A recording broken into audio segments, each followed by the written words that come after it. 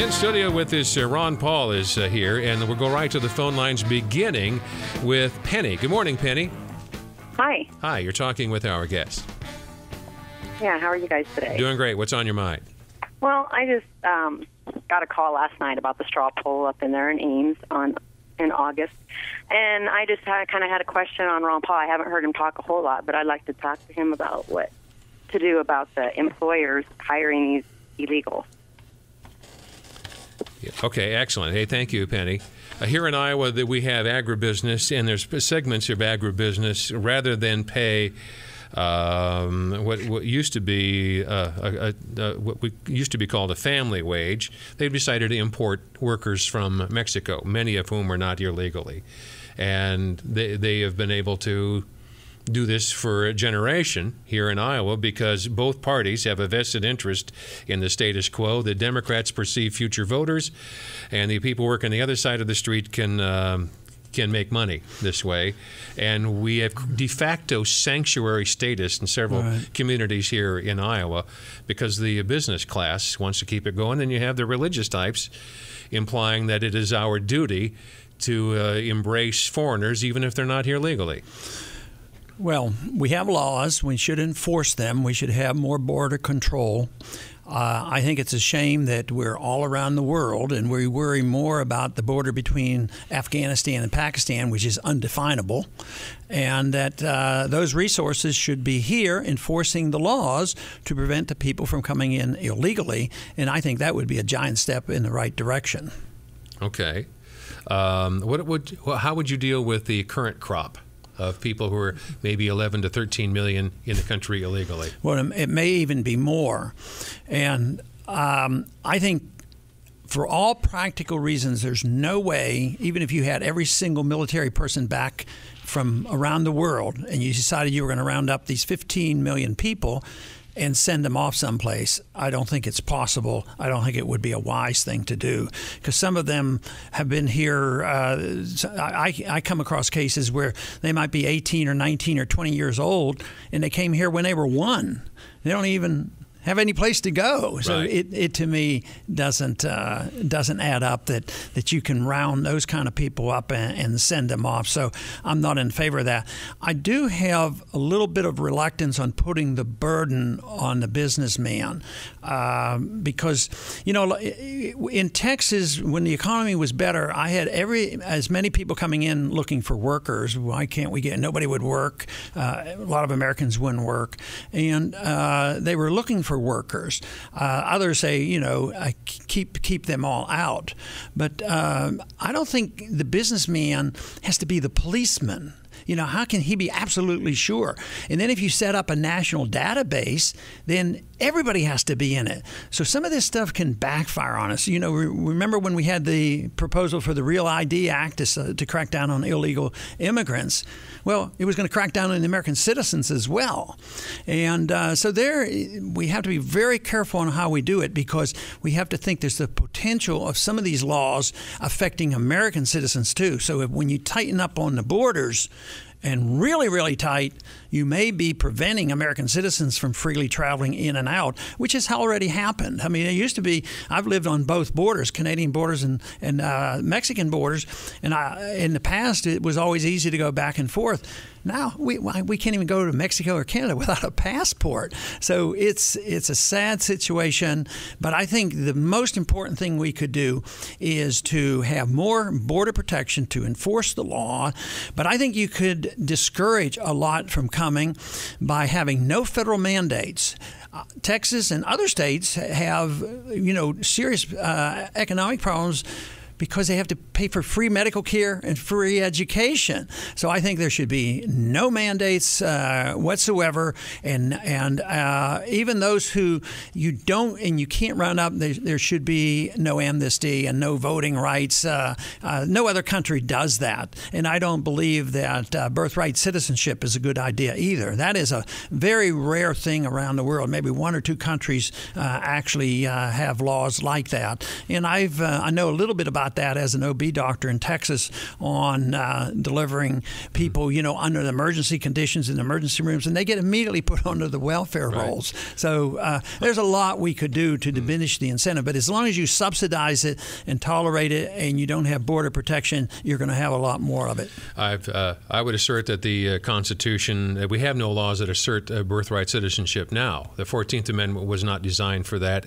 The guy who wrote it says this, of course, does not apply to the children of foreigners, but that sort of has gotten lost in the debate. You're right about that. This is Scott. Good morning, Scott. Good morning, Jan. Thanks for taking my call. You bet. I had a quick question for your guest there. Okay. There's a small group of congressmen.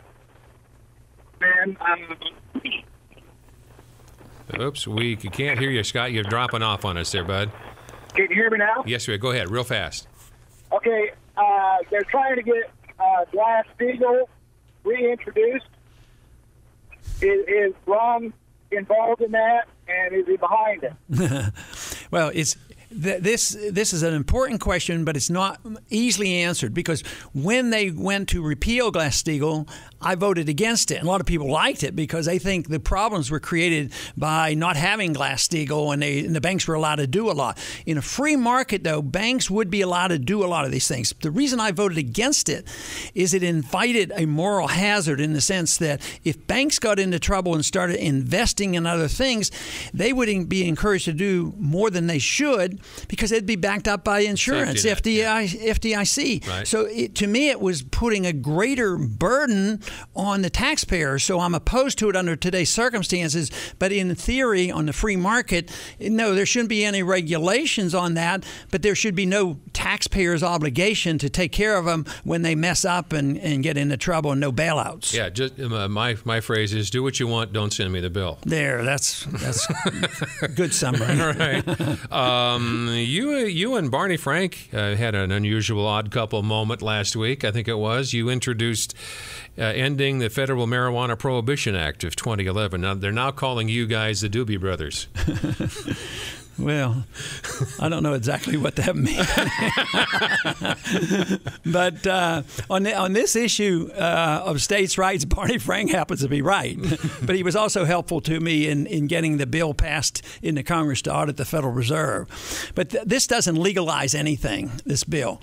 This was an emphasis on something I consider very important, and that is on the states' rights issues. Difficult problems should be dealt with at the state level. So I want the states to have the prerogatives and the responsibilities, and it just happens that under these conditions, I was a co-sponsor of his bill. Last time we chatted, the timer expired on us, and the day that I think you announced yourself as president for a candidate, Fox News said that you were pro-choice. And your last phrase was, "That's insulting." The first two paragraphs of your book, can I read those to the listeners? Sure. It's the first chapter in the book. Yeah. On one occasion in the 60s, when abortion was still illegal, I witnessed while visiting a surgical suite as an OB/GYN resident the abortion of a fetus that weighed approximately 2 pounds. It was placed in a bucket, crying and struggling to breathe, and the medical personnel pretended not to notice.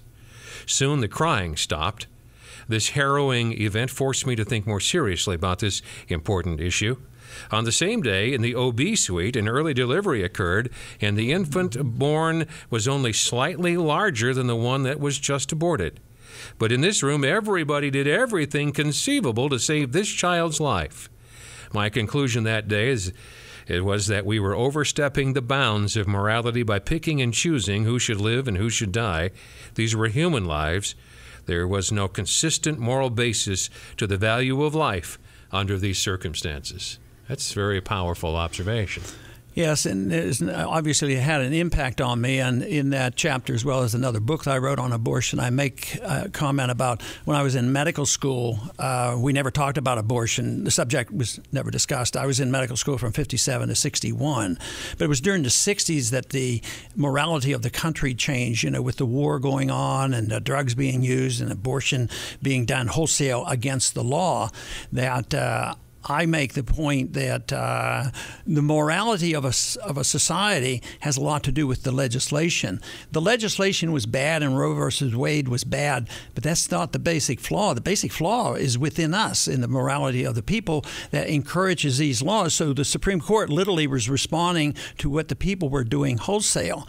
But I've often talked about one way that I was able to help a lot of young women who wanted abortions was the use of the ultrasound. And Bernard Nathanson, who had done 65 or supervised 65,000 illegal abortions in the 60s, became right to life when he saw the ultrasound. And this fetus, even when very small, has a heartbeat and movement and fingers and toes. He couldn't do the abortions anymore. I thought that was pretty fascinating. And you also say Roe versus Wade does not need a constitutional amendment. All it needs is a vote.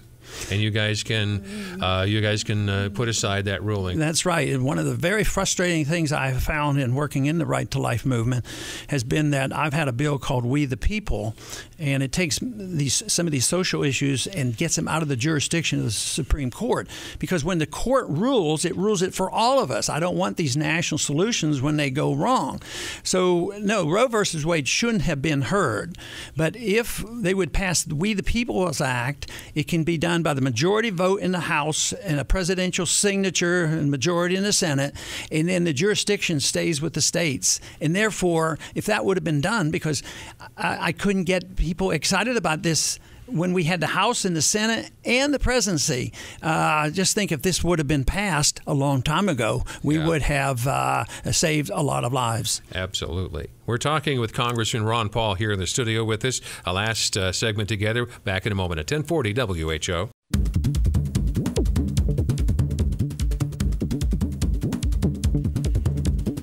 Congressman Ron Paul is here in the studio with us. He's running for the presidency, and you have your own funds. Some of the so-called frontrunners are already having money problems, and some of the guys who are high profile have already sort of dropped out, and staff has left, and they've lost people. You're pretty well funded, aren't you? We have been, and I feel very fortunate because I've never been a very good fundraiser. That is, I don't make phone calls, and like others do, and they have their high donors. That over the years, it's been spontaneous. It was especially so in the last presidential election, and it is occurring this time that usually the grassroots decide, well, let's show a sign of support. I think the most fascinating sign of support, even though we had one day where we raised $6 million before, and during the last campaign, my wife and I were celebrating our 51st wedding anniversary, and they said, well, let's send Ron, everybody send him $51 to help their anniversary celebration. They raised over $1 million just for that. so no, that's the kind of fun. But that also... They didn't go to Tiffany's, did it? No, I did not. Not quite. Just checking. But no, that really gives me a lot of encouragement when not only do we get the volunteers, we don't have to worry about paying for the people who are full-time workers because the money has generally come in very well, and I appreciate it. There's three fairly well-funded candidates in this race right now. It'd be Romney. He's just well-funded because of his own money. Michelle Bachmann, because of her congressional race, contested race in Minnesota. A lot of money came in to support her. She's using a lot of that in her presidential race. And you guys are the money bags of the race. That gives you guys some staying power, right? I would think so, and I think the greatest staying power are the issues themselves, and that's where I think that we're doing very well, and that's the reason people send money. And when it comes down to the Federal Reserve issue, the states' rights issue, the war issues, and really the personal liberty issues, when you think about what's happening at our airports and what has happened with the Patriot Act, people who have caved in and supported the Patriot Act, which means they don't understand the importance of protecting the Fourth Amendment. And that has a lot to do with what's going on with the probing and the prodding and the X-rating at airports. So I say those are the issues which are driving our campaign and why our numbers of volunteers are growing. Today at noon, Embassy Suites is going to have a meet and greet today. The public is invited to this. Absolutely. That's today at the Embassy Suites in about an hour from now. Embassy Suites is 101 East Locust in Des Des Moines. You can get here. You'll get a chance to meet and greet Congressman Ron Paul yourself. And the website, congressmanronpaul.com. What is Ron Paul 2012. ronpaul2012.com. Thank you for your time this morning. Thank you very much for having me. We come back, just the two of us. After the top of the hour, we'll have some open line time for the rest of the morning, right here on 1040 WHO Radio.